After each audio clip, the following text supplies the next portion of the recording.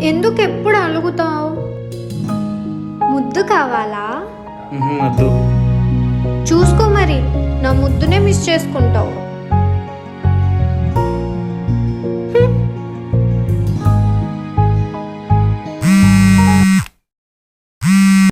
Hello.